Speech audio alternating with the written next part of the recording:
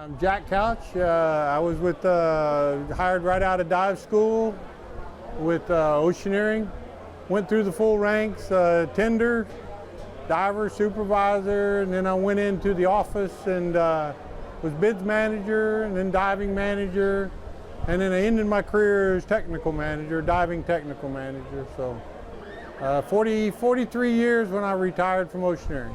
I'm originally from a small town in northwest Texas, Plainview, Texas. And currently I still have a place out here in Patterson, Louisiana. And I also have a place over in Houston, so we sort of go back and forth between the two. Well, I know it's a lot of history. Well, I think really, you know, the real early pioneers like Mike Hughes and Johnny Johnson and all those had really laid the groundwork for commercial diving.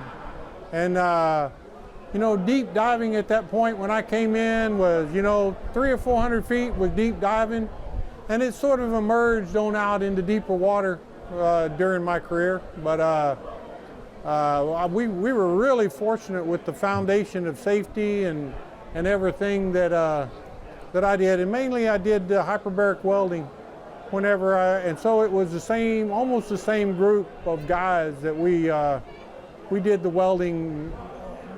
There's just a small group of us, so we were on almost every job together.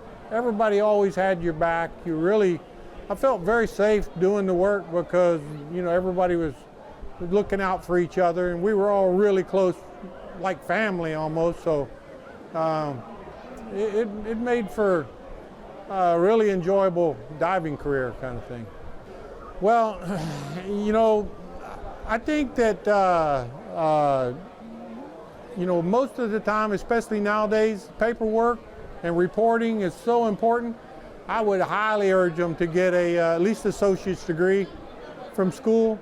That they'll be capable of doing the paperwork and doing it properly. If you're really bad at paperwork, it just sucks the life out of you. So you've got to be able to tell people what you did and do it properly. And you can't have misspelled words, bad grammar, all that makes you look like an idiot, you know. So you need to be able to write a really good report, and you need to do it without just sucking the life out of you. Get it done quickly. Do it as efficiently as any diving task that you'll ever do. And then you also want to be multitask. Don't say, oh, I'm going to be an inspection diver.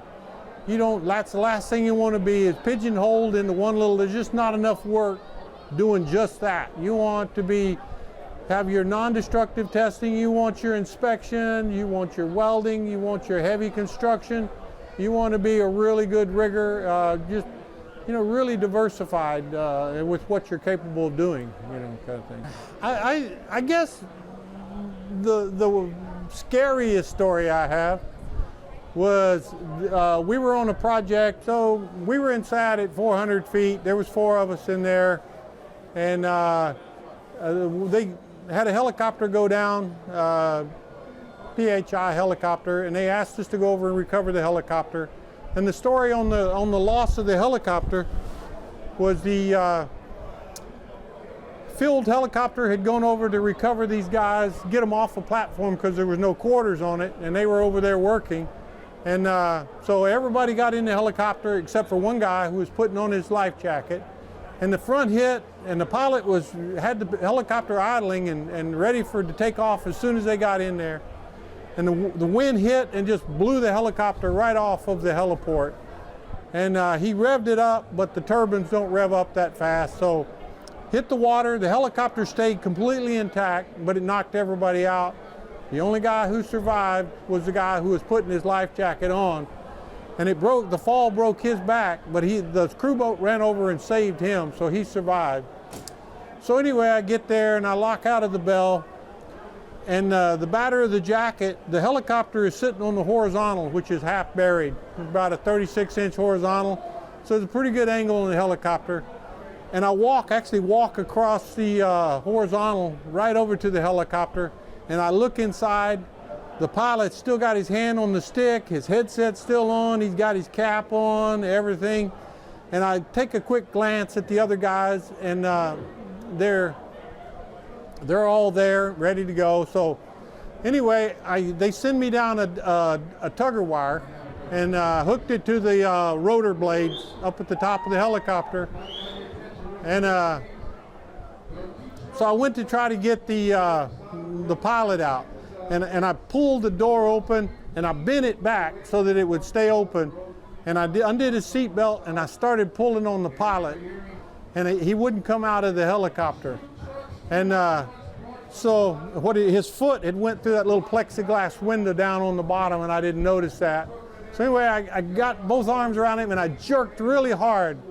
When I did that, his headset came off, blood started coming out of his ears, and that door, because of the angle of the helicopter, that door closed on me, and that door handle felt like somebody put their hand on my back.